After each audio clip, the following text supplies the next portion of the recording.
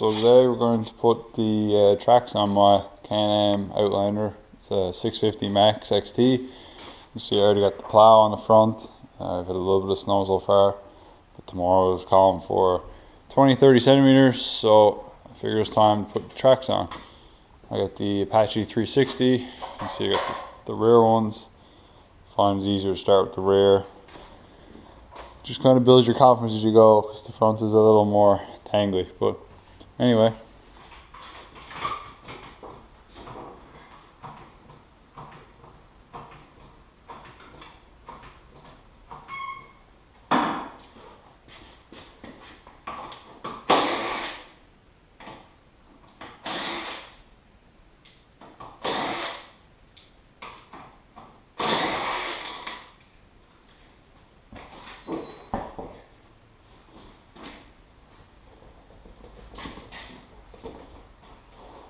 So you can see on this side the brake line right here actually bolts onto this little cover. So you gotta take it off. It's a T30 Torx bit. It's threaded in the cover. There's nothing on the back.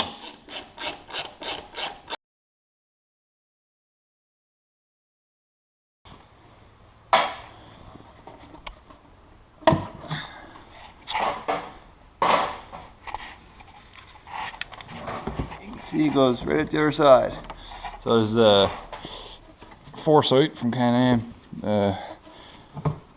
I'm sure they designed this part of the chassis with this in mind. So here you can see the piece that slides through for the anti-rotation brackets to bolt onto. It just goes right here.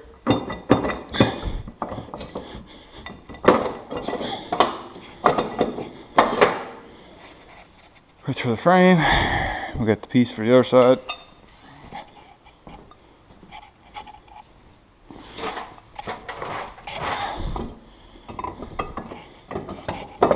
Slides in. So now we can put the first track on the rear. Roll it into place.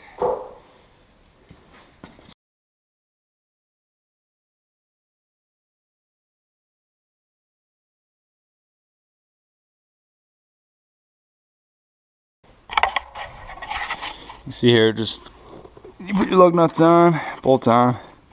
This is probably the hardest part of the rear. Just getting these to line up.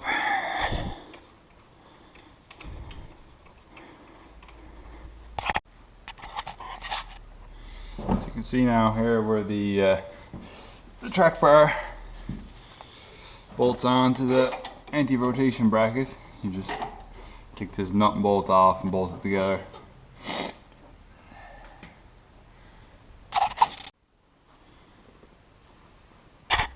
So now we're just going to put the other track on the opposite side. It's pretty straightforward. Same thing, just bolts onto the hub here and bolts onto the anti-rotation bracket. Just pull this off. You can see there's a series of washers. There's a rubber washer so it doesn't rub on the bracket, and then there's this metal sleeve so it sits on that. Doesn't wear threads. But yeah, the back is actually pretty straightforward.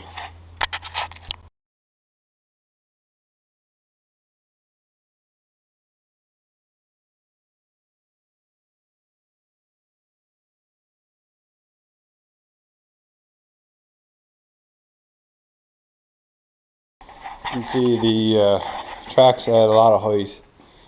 It's you're substantially higher. You know, you got over a foot of ground clearance under the lowest point of the frame with the tracks on. So now I gotta do the front.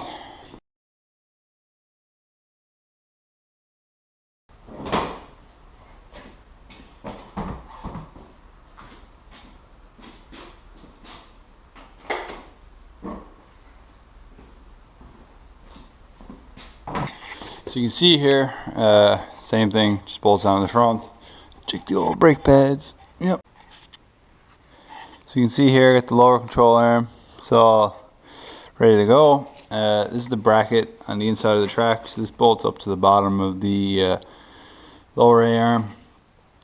Some people, if you look at the book, they disconnect it from the track and put it on and then reconnect it to the track. It's probably a little bit easier, but I'd rather not take apart this uni ball that's in here, so I always just manage to stick it on the hub and then fit the bracket on after. It's a little bit fooling around, but it's not too bad.